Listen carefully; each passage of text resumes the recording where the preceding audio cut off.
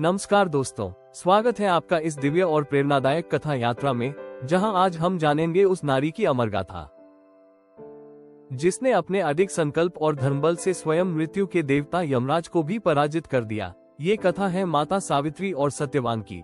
हिंदू शास्त्रों में माता सावित्री और सत्यवान की कथा पतिव्रता धर्म, नारी शक्ति और सत्य की विजय का सर्वोच्च उदाहरण मानी जाती है।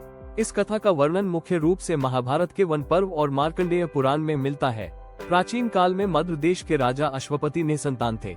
उन्होंने वर्षों तक देवी सावित्री की कठोर तपस्या की। देवी की कृपा से उन्हें एक तेजस्वी कन्या प्राप्त हुई, जिसका नाम उन्होंने सावित्री रखा। बाल्यकाल से ही सावित्री अत्यंत बुद्धिमान, धर्मपरायण और तेजस्विनी थी। जब विवाह का समय आया, तब सावित्री ने स्वयंवर के माध्यम से वनवासी राजा द्युमत्सेन के पुत्र सत्यवान को अपना पति चुना। देवर्षि नारद मुनि ने राजा अश्वपति को सावधान किया कि सत्यवान अल्पायु है और विवाह के ठीक 1 वर्ष बाद उसकी मृत्यु निश्चित है। किंतु सावित्री अपने निर्णय से विचलित नहीं हुई। उसने कहा, एक बार जिसे पति मान लिया, उसे बदलना अधर्म है। विवाह के 1 वर्ष पूर्ण होने पर, जिस दिन सत्यवान की मृत्यु निश्चित थी, सावित्री ने व्रत और उपवास रखा और पति के साथ वन चली गई।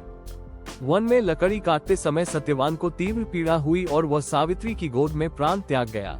उसी क्षण धर्मराज यम वहां प्रकट हुए और सत्यवान के प्राण लेकर दक्षिण दिशा की ओर चल पड़े। सावित्री निर्भय होकर उनके पीछे पीछे चलने लगी। यमराज ने उसे लौटने को कहा, पर सावित्री ने धर्म, नीति, शास्त्र और करुणा से युक्त वचनों द्वारा यमराज को प्रसन्न कर दिया। प्रसन्न होकर यमराज ने सावित्री को वरदान दिए। पहला वर, उसके ससुर को दृष्टि और राज्य की प्राप्ति। दूसरा वर, उसके पिता को अनेक पुत्र। तीसरा वर, स्वयं सावित्री को 100 पुत्र। तब सावित्री ने विनम्रता से कहा, पति के बिना पुत्र कैसे संभव है। इस प्रकार यमराज अपने ही वरदान में बंध गए और उन्होंने सत्यवान को जीवनदान दे दिया। यमराज के जाते ही सत्यवान पुनः जीवित हो उठा।